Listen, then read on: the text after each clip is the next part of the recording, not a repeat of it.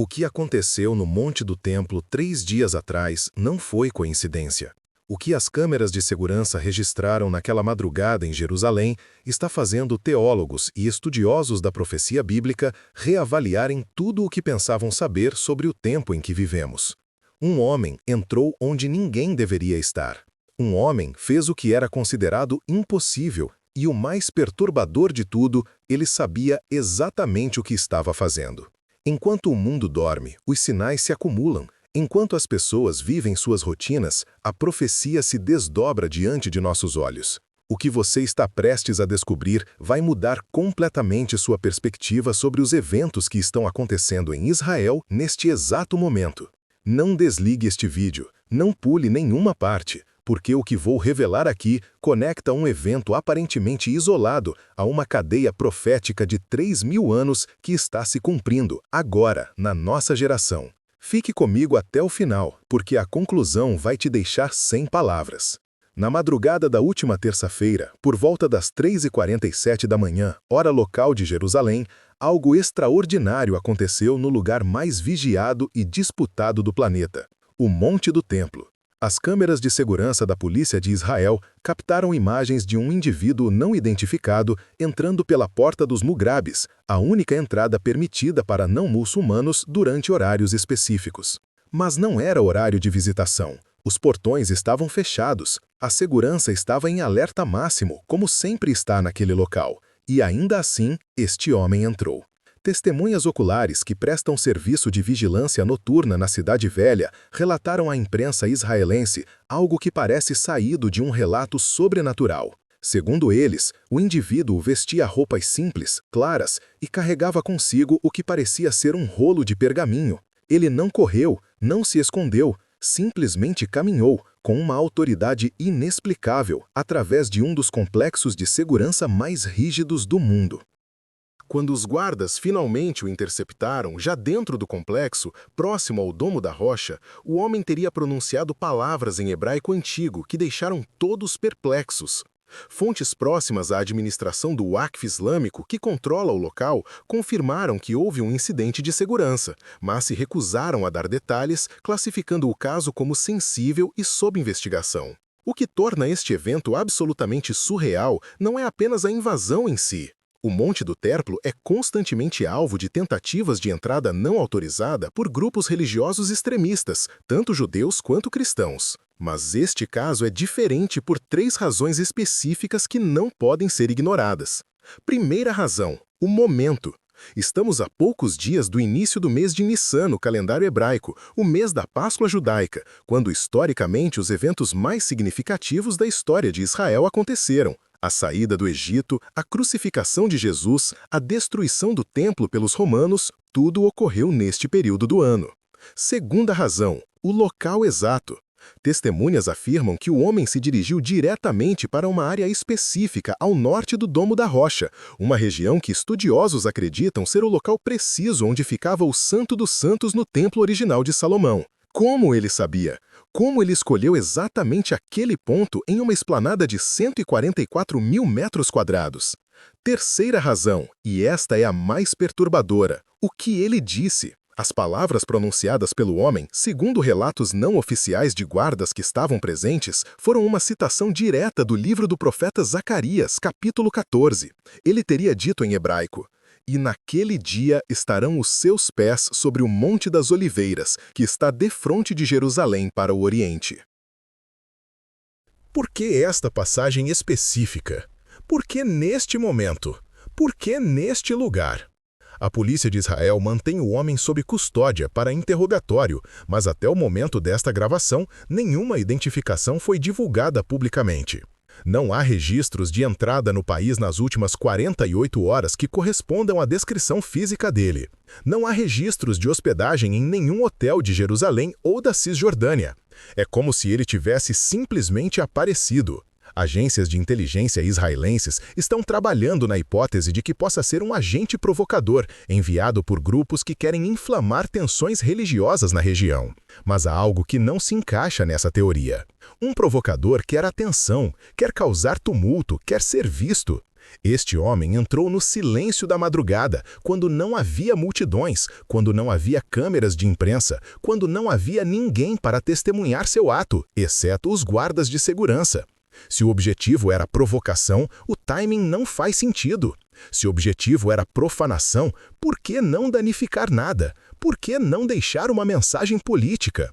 Por que simplesmente entrar, pronunciar uma profecia antiga e esperar calmamente para ser detido? Conversei com fontes em Jerusalém que têm acesso a informações privilegiadas sobre o caso, e o que eles me contaram é ainda mais intrigante. O homem, durante o interrogatório inicial, teria se recusado a fornecer qualquer informação. Não deu nome, não deu nacionalidade, não explicou como entrou no país. Mas ele fez uma declaração que deixou os investigadores desconcertados. Ele teria dito, e cito textualmente conforme me foi relatado: "Eu não vim destruir, vim medir." Medir? Medir o quê? Medir para quê? Esta palavra específica, medir, não é aleatória na linguagem profética. Ela aparece em contextos muito específicos nas Escrituras, sempre relacionados a julgamento, a preparação, a demarcação de algo sagrado que está prestes a ser restaurado ou destruído. No livro de Ezequiel, no livro de Apocalipse, no livro de Zacarias, a medição é sempre um sinal de que algo monumental está para acontecer. Coincidência? Ou estamos testemunhando algo que os profetas antigos previram há milênios? O mais fascinante de tudo é que este não é o primeiro incidente estranho no Monte do Templo nas últimas semanas. No mês passado, houve relatos de luzes inexplicáveis sobre o Domo da Rocha durante a noite, vistas por dezenas de moradores da Cidade Velha. Há 3 semanas, um grupo de arqueólogos trabalhando na área ao sul do Muro das Lamentações descobriu fragmentos de cerâmica com inscrições em hebraico antigo, que ainda não foram totalmente decifradas, mas que contêm referências ao templo e a sinais do fim dos tempos. E agora isto: um homem misterioso que penetra o local mais protegido de Israel cita profecias do Antigo Testamento e fala sobre medição. Estamos diante de eventos isolados? Ou estamos vendo as peças de um quebra-cabeça profético sendo montadas diante de nossos olhos? Aqui está a parte que vai fazer você entender por que este evento é muito mais do que uma simples notícia de segurança. Vamos abrir as Escrituras e conectar os pontos. Vamos voltar 3.000 anos no tempo e ver o que os profetas disseram que aconteceria. Porque o que está acontecendo no Monte do Templo agora foi descrito com detalhes impressionantes pelos profetas de Israel. Zacarias, capítulo 14, versículo 4, diz o seguinte: "E naquele dia estarão os seus pés sobre o Monte das Olivas, que está defronte de Jerusalém para o Oriente, e o Monte das Olivas será fendido pelo meio." Esta é a passagem que o homem misterioso citou. Mas qual é o contexto? Zacarias está descrevendo o dia do Senhor, o momento do retorno do Messias, quando ele voltará literalmente, fisicamente, ao mesmo lugar de onde ascendeu, o Monte das Olivas, em frente ao Monte do Templo. A profecia fala de um tempo de angústia sem precedentes para Jerusalém, seguido por uma intervenção divina direta. É uma profecia sobre o fim dos tempos, sobre a grande tribulação, sobre a batalha final entre o bem e o mal. Mas tem mais. No capítulo 2 de Zacarias, versículos 1 e 2, temos algo extremamente relevante para o que acabou de acontecer. "E levantei os meus olhos e vi, e eis um homem que tinha na mão um cordel de medir. E eu disse: Para onde vais tu? E ele me disse: Para medir Jerusalém, para ver qual é a sua largura e qual o seu comprimento." Medir. Ali está a palavra novamente. Na profecia, um homem misterioso aparece com instrumentos de medição. Seu propósito? Medir Jerusalém. Por quê? Porque a medição, no contexto profético, sempre precede a restauração ou o julgamento. Deus mede o que ele está prestes a reivindicar, a julgar ou a reconstruir. Quando você vê medição nas profecias, algo grandioso está prestes a acontecer. Agora vamos para o Novo Testamento, para o livro de Apocalipse, capítulo 11, versículos 1 e 2. João, o apóstolo, escreve: "E foi-me dada uma cana semelhante a uma vara, e chegou o anjo e disse: Levanta-te e mede o templo de Deus, e o altar, e os que neles adoram, e deixa o átrio que está fora do templo, e não o meças, porque foi dado às nações, e pisarão a cidade santa por 42 meses. Prestem atenção neste detalhe crucial. João recebe a ordem de medir o templo. Mas que templo? No momento em que João teve esta visão, por volta do ano 90 depois de Cristo, o templo de Jerusalém já havia sido destruído pelos romanos em 70 depois de Cristo. Então João está vendo uma visão futura, um templo que ainda será reconstruído nos últimos dias. E antes da reconstrução, há a medição, há o mapeamento, há a marcação do lugar sagrado. Vocês estão entendendo a conexão? Um homem entra no monte do templo, um homem fala sobre medição, um homem cita profecia sobre o dia do Senhor. Exatamente no local onde o templo um dia esteve e onde, segundo as profecias, um dia voltará a existir. Esta não é uma invasão aleatória, este não é um ato de vandalismo religioso. Isto é um sinal, isto é um marcador profético. Isto é o tipo de evento que faz estudiosos de escatologia bíblica pararem tudo o que estão fazendo e prestarem atenção. Vamos aprofundar ainda mais. O profeta Daniel, no capítulo 9, versículos 24 a 27, recebe a famosa profecia das 70 semanas, que prediz com exatidão matemática a vinda do Messias e os eventos que se seguiriam. No versículo 27, há uma declaração profética que tem deixado teólogos em debate por séculos. E ele firmará um concerto com muitos por uma semana, e na metade da semana fará cessar o sacrifício e a oferta de manjares. O ele aqui se refere ao anticristo, ao líder mundial dos últimos dias. E o que ele faz? Ele faz um pacto, um acordo de paz com Israel. Mas na metade deste acordo, ele o quebra e profana o templo. Para profanar o templo precisa existir. Para o templo existir, ele precisa ser reconstruído. Para ser reconstruído, o local precisa ser preparado, medido, mapeado. Vocês estão vendo o quadro se formar? Jesus Cristo, em Mateus 24, versículos 15 e 16, faz uma advertência explícita aos seus discípulos.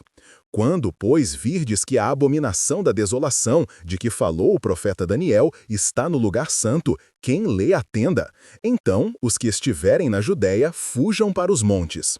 Jesus está se referindo diretamente à profecia de Daniel. Ele está confirmando que haverá um momento futuro quando algo abominável será colocado no lugar santo, no Templo de Jerusalém.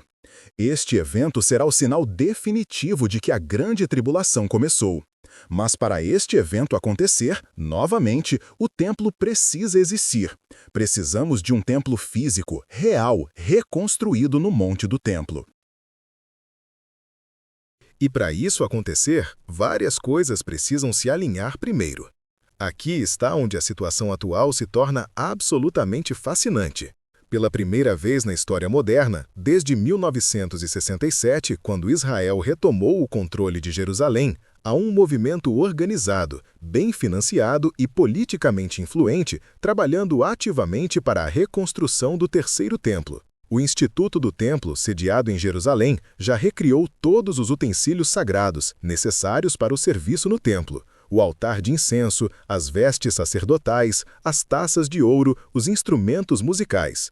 Eles já identificaram e estão criando novilhas vermelhas sem mácula, conforme exigido em Números 19 para os rituais de purificação. Eles já treinaram sacerdotes da linhagem de Arão para realizar os sacrifícios conforme a lei de Moisés. Tudo está pronto. Só falta uma coisa. O local precisa estar disponível. E este é o problema político e religioso mais explosivo do planeta. O Monte do Templo é controlado pelo Waqf islâmico. Sobre ele estão o Domo da Rocha e a Mesquita de Al-Aqsa, o terceiro local mais sagrado do Islã.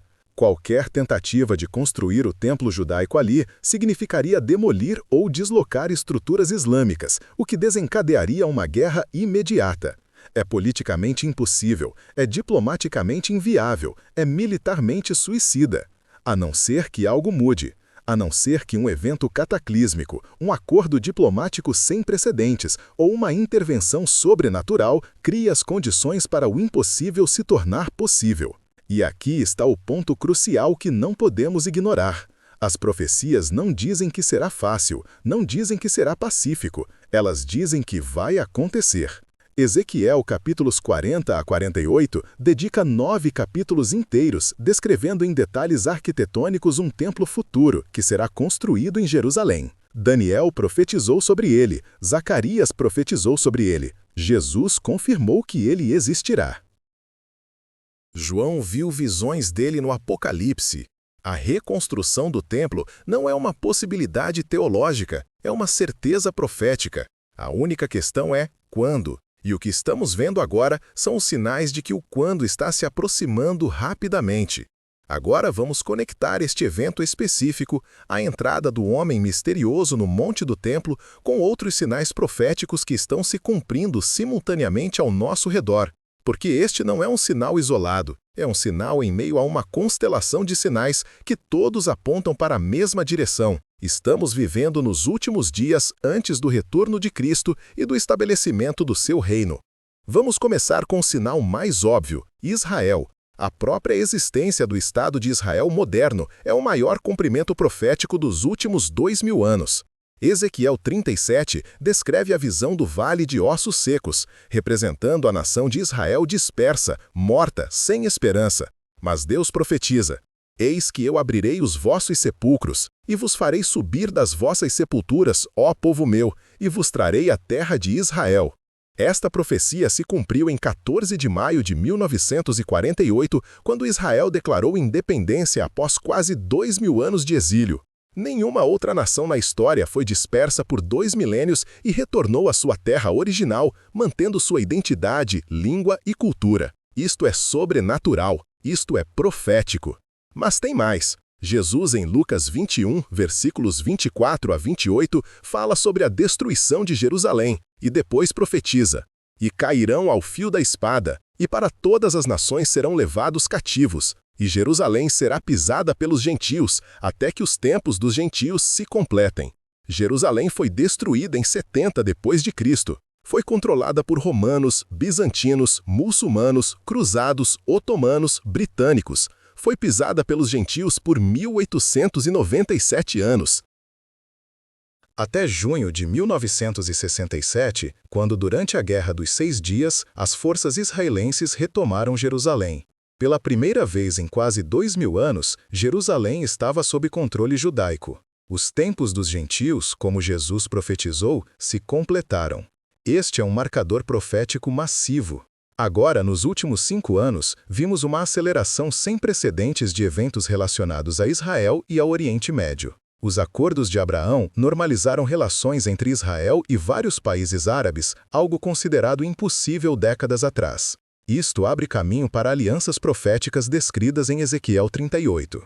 Vimos a movimentação de potências mundiais exatamente como profetizado. Rússia se alinhando com Irã e Turquia, formando a coligação do norte descrita em Ezequiel. Vimos terremotos aumentando em frequência e intensidade, como Jesus predisse em Mateus 24. Vimos fomes, pandemias, colapsos econômicos, guerras e rumores de guerras, exatamente como os sinais do parto descritos por Jesus. Começam espaçados, mas aumentam em frequência e intensidade até o momento final. E agora temos isto: um homem entrando no monte do templo, falando sobre medição, citando profecia sobre o dia do Senhor.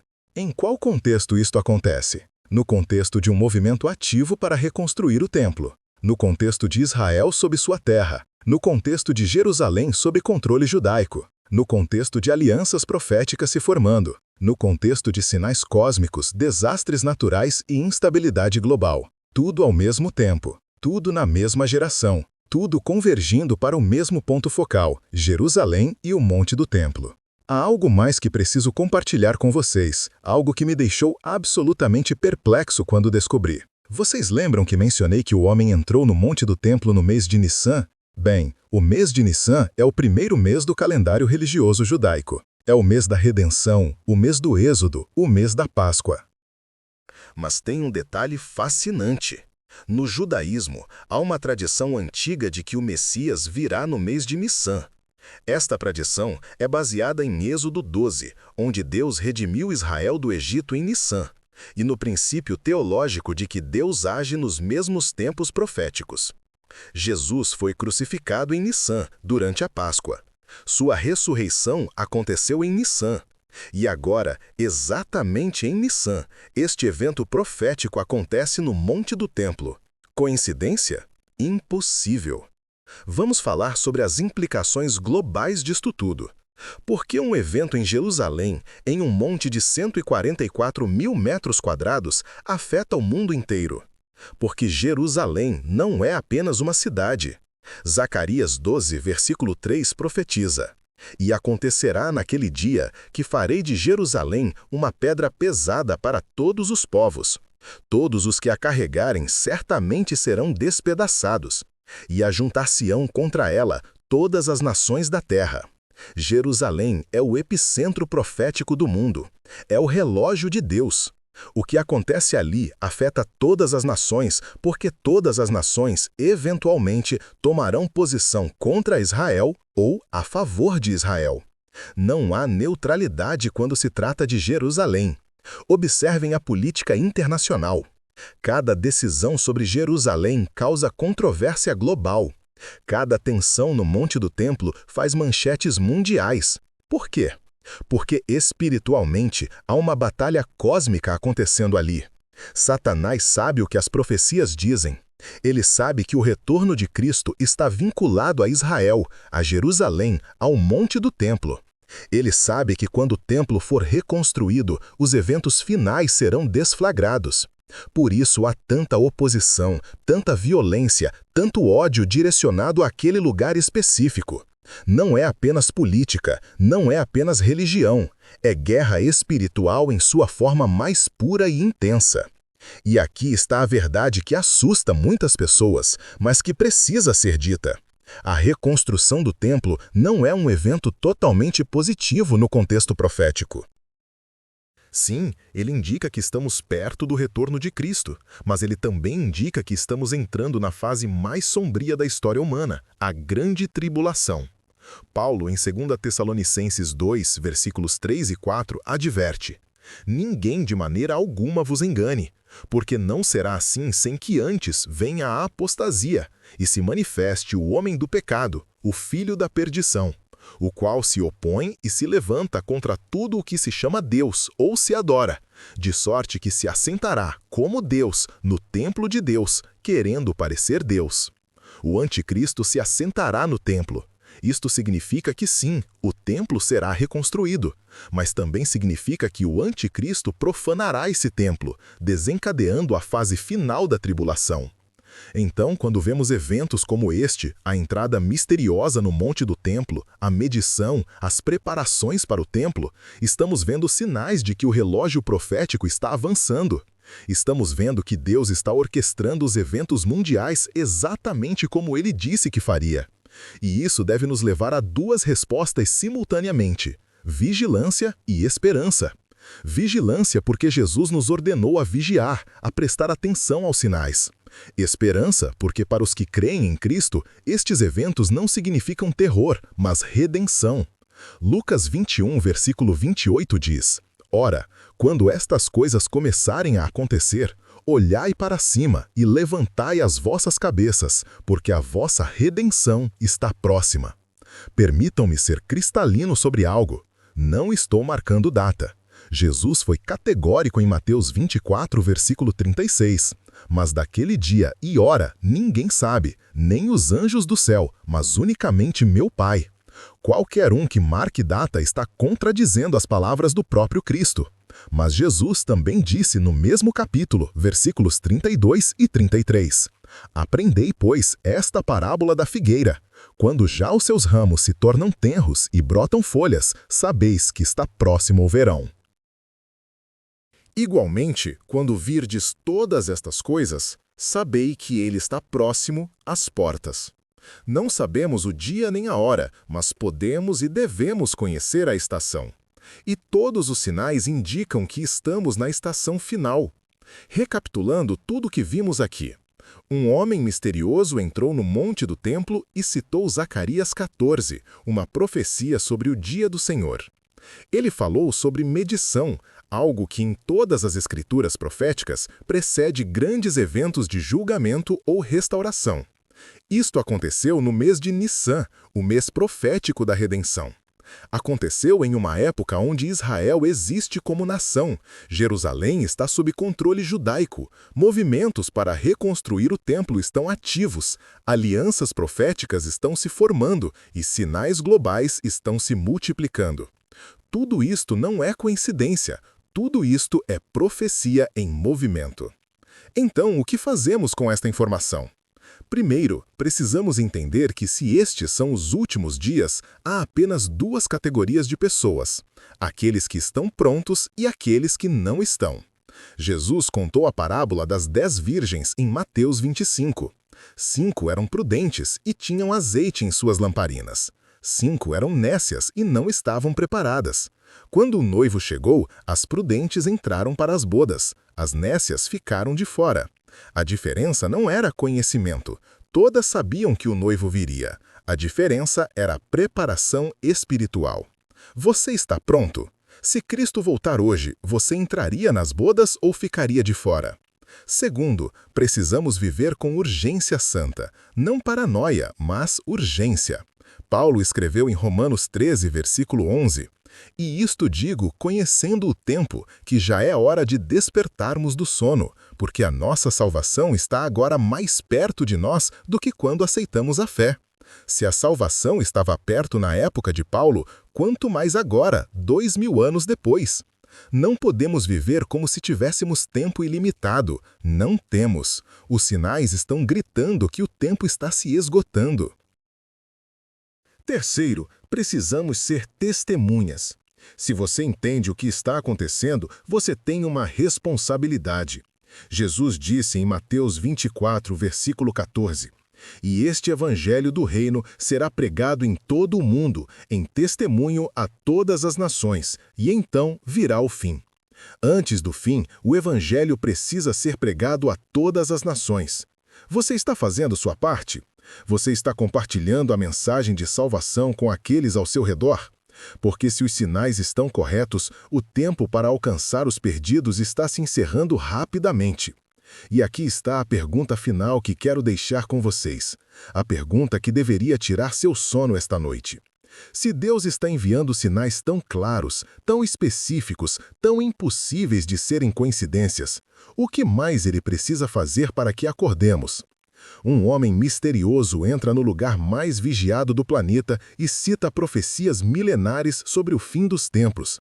Israel existe, Jerusalém está sob controle judaico, o templo está sendo preparado, alianças proféticas estão formadas, sinais globais se multiplicam, o relógio profético está correndo, a areia da ampulheta está caindo, e ainda há pessoas vivendo como se nada disso importasse, como se houvesse tempo infinito, como se os avisos de Deus fossem apenas histórias interessantes e não realidade iminente.